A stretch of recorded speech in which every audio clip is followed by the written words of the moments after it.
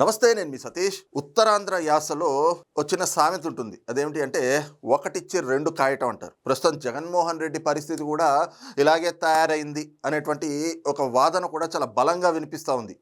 ఏమిటి ఈ ఒకటిచ్చి రెండు కాయటం అని అంటే దాని అర్థం ఏమిటి అంటే, ఎవరినైనా మనము ఏదో ఒక మాట అంటున్నాం అని చెప్పి అందులో మనమే పెద్ద మన గొప్పతనాన్ని చెప్పుకునేలాగా అవతల వాళ్ళని ఏదో అవమానించేలాగానో, లేదంటే వాళ్ళ పాత్ర ఏం లేదు అని చెప్పి చూపించడానికి మనం ఏదో వాళ్ళ మీదకి ఒక మాట విసిరేస్తున్నాం అనుకుని ఒక మాట విసిరేస్తాం.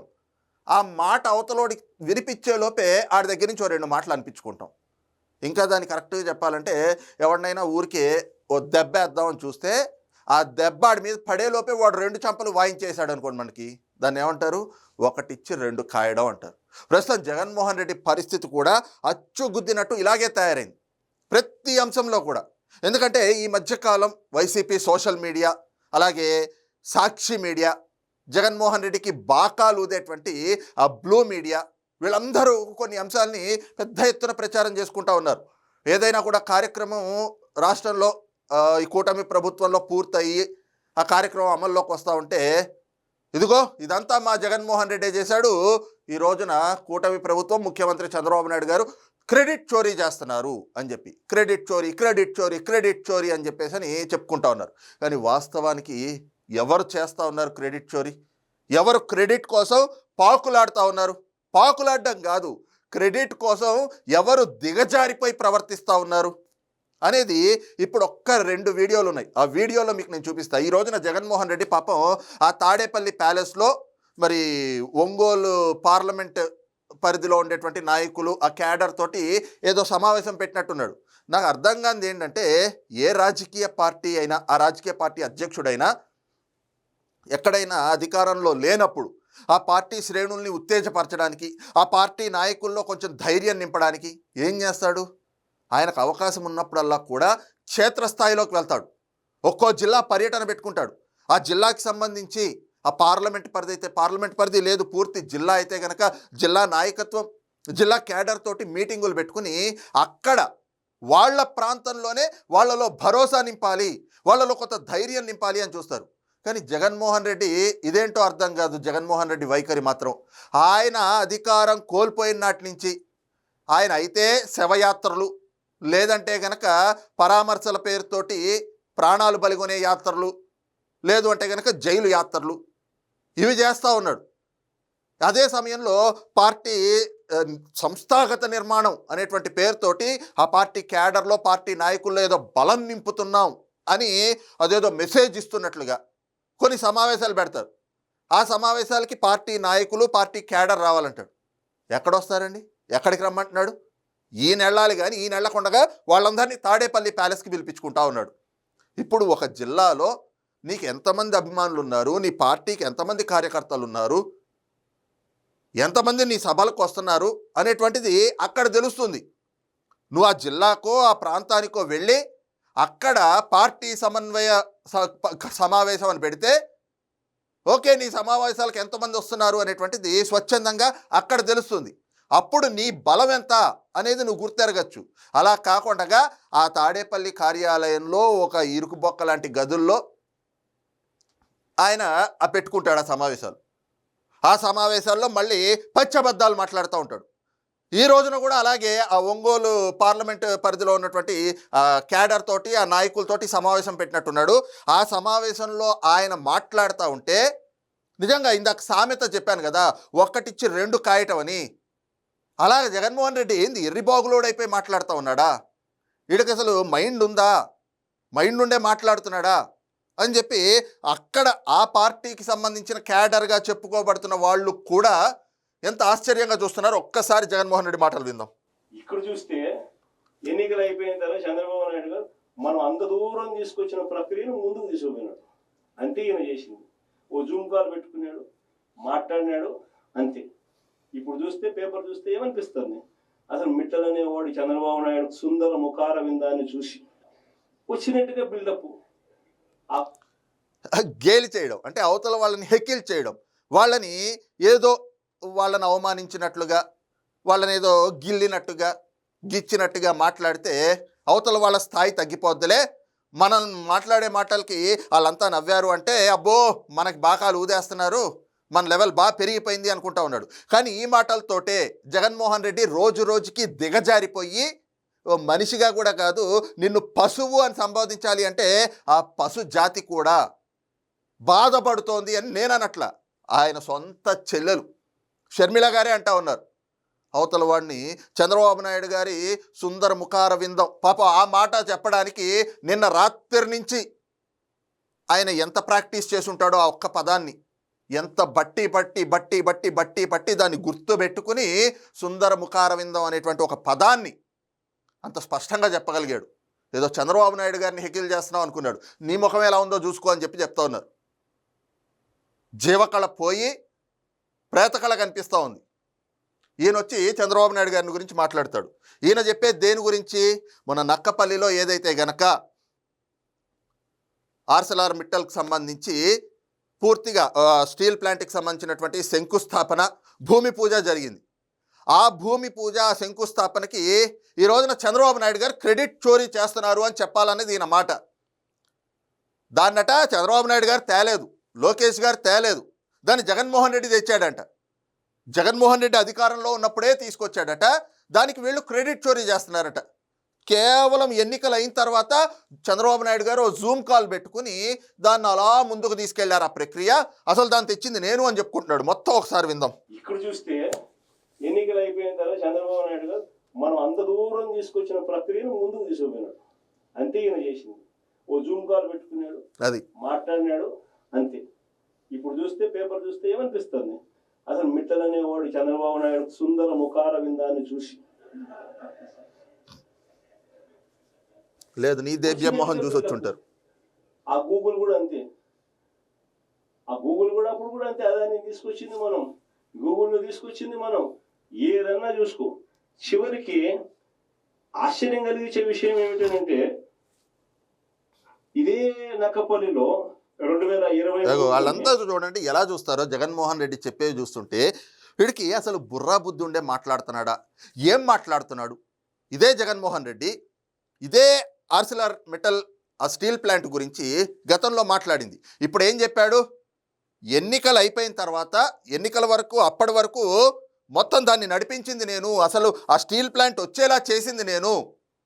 ఎన్నికలు వచ్చినాయి, ఎన్నికలు అయిపోయిన తర్వాత చంద్రబాబు నాయుడు కేవలం ఒక జూమ్ కాల్ పెట్టుకుని వాళ్ళతోటి మాట్లాడి ఆ ప్రక్రియను ముందుకు తీసుకెళ్ళాడు అంతే. ఆయన చేసింది ఏం లేదు.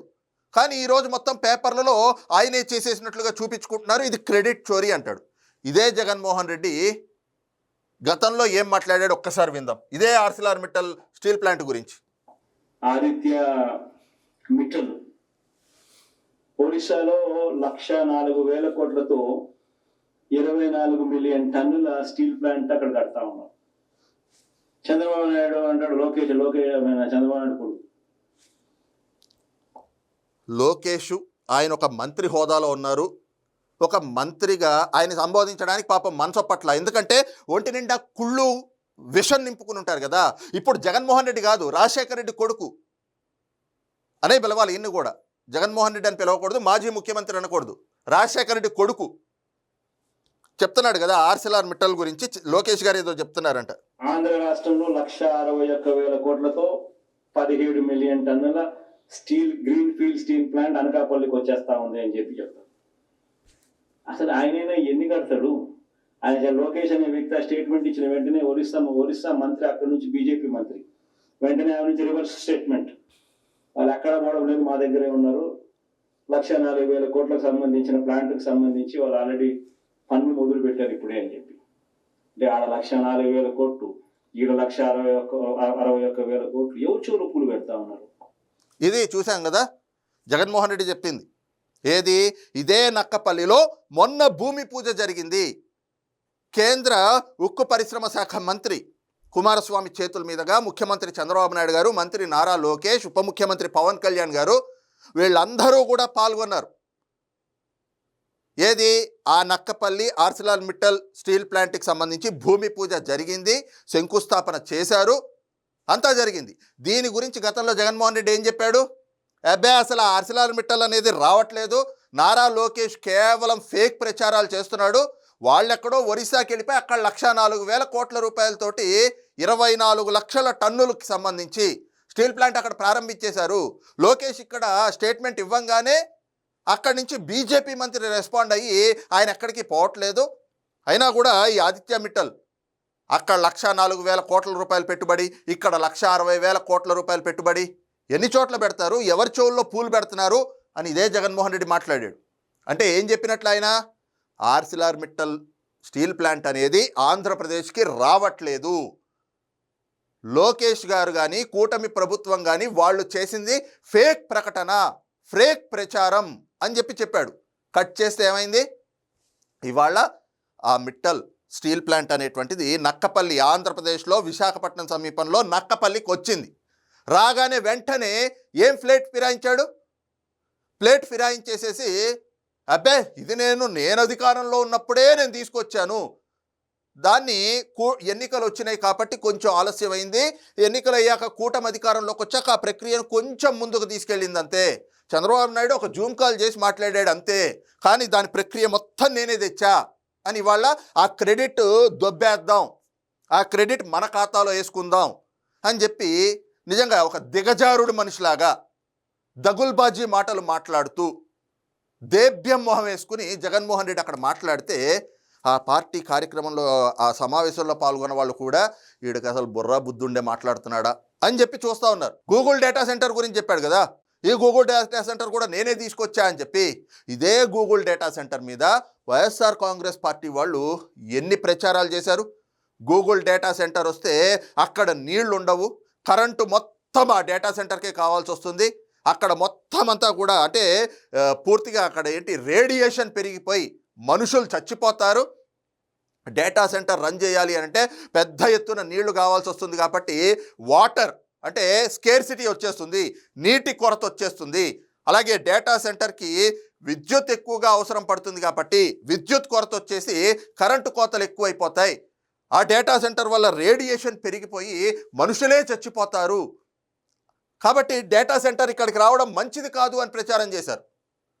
కానీ డేటా సెంటర్ రావడం ఖాయం, వాళ్ళకి భూములు ఇచ్చేసాం, వాళ్ళు వచ్చి ఇక్కడ పగడ్బందీగా పెడతారు, ఇక్కడ 1,80,000 మందికి ఉద్యోగాలు రాబోతా ఉన్నాయి అని చెప్పేసి మొత్తం ఫిక్స్ అయిన తర్వాత చేసేదేమీ లేక అబ్బెబ్బెబ్బెబ్బే గూగుల్ డేటా సెంటర్ ఇప్పుడు కాదు, మేము ఎప్పుడో దావోస్కి వెళ్ళినప్పుడు అప్పుడే అదానీతో మాట్లాడి తీసుకొచ్చాం, అదానీ డేటా సెంటర్ మేము ఎప్పుడో తేవాలని చూసాం, ఇప్పుడు ఆ క్రెడిట్ చోరీ చేస్తున్నాడు చంద్రబాబు నాయుడు అని చెప్పి మళ్ళీ ప్లేట్ ఫిరాయించేసి క్రెడిట్ కోసం దిగజారిపోయి వ్యవహరించారు. కానీ వాస్తవాలు ఏమిటి, అసలు అదానీ డేటా సెంటర్ ఎప్పుడు రావాలి, 2019 కంటే ముందే చంద్రబాబు నాయుడు గారి ప్రభుత్వం, ఆ రోజున తెలుగుదేశం ప్రభుత్వం 75,000 కోట్ల రూపాయలతోటి అదానీ డేటా సెంటర్ విశాఖ ప్రాంతంలో వాళ్ళు పెట్టుబడులు పెట్టడానికి అని చెప్పి ఎంఓయూ చేసుకున్నారు. జగన్మోహన్ రెడ్డి వచ్చిన తర్వాత ఆ ఎంఓయూ క్యాన్సిల్ చేసుకుని 75,000 కోట్ల రూపాయల నుంచి ఆ డేటా సెంటర్ వాల్యూని 30,000 కోట్ల రూపాయలకు తగ్గించుకున్నాడు. కానీ ఈ రోజున గూగుల్ డేటా సెంటర్ వస్తోంది, దానిపైన ప్రజల్లో సానుకూలమైన స్పందన ఉంది, ప్రజలు కూడా ఇలాంటి సంస్థలు రావాలి, మనకి ఉద్యోగ ఉపాధి అవకాశాలు పెరుగుతాయి అని చెప్పేసి గూగుల్ డేటా సెంటర్ రావడం పైన హర్షం వ్యక్తం చేస్తూ దాన్ని ఆహ్వానిస్తూ ఉంటే క్రెడిట్ మన చేతుల్లోంచి పోతుంది అని చెప్పి క్రెడిట్ కోసం పాకులాడుతూ దిగజారిపోయినట్టు మాట్లాడుతూ ఉన్నాడు. అంటే కేవలం కూటమి ప్రభుత్వం పైన కుదిరితే విషం చిమ్మటం, వాళ్ళు ఏమీ తేవట్లేదు, ఏమీ చేయట్లేదు. ఇప్పటికే మనం చూస్తూ ఉన్నాం, Super 6 Super 7 అన్నారు, ఏమీ అమలు కావట్లేదు అని చెప్పి. కానీ ఈ రోజున అదే అవ్వాతాతలు అడుగుతా ఉన్నారు, జగన్మోహన్ రెడ్డి 1,000 రూపాయలు పెన్షన్ పెంచడానికి 5 ఏళ్లు తీసుకున్నావు నువ్వు, కూటమి ప్రభుత్వం వచ్చిన 18వ రోజు నుంచే చంద్రబాబు నాయుడు గారు నోటి మాట ఇచ్చారు, ఆయన మాట ఇచ్చిన రోజు నుంచి 3 నెలలది కలిపి 1,000 రూపాయలు కూడా పెంచి మొదటి నెలే మాకు 7,000 ఇచ్చారు. నీ బతుక్కి చంద్రబాబు నాయుడు గారి పైన ఆరోపణలు చేసే, విమర్శలు చేసే స్థాయి ఉందా? నువ్వు చంద్రబాబు నాయుడు గారి గురించి, కూటమి ప్రభుత్వం గురించి మాట్లాడతావా? అధికారంలోకి వచ్చిన వారం రోజుల్లో సిపిఎస్ రద్దు చేస్తా అన్నావు, ఏం చేశావు? అదే ఉద్యోగస్తుల్ని వెన్ను విరిచావు, వాళ్ళకి వెన్నుపోటు పొడిచావు.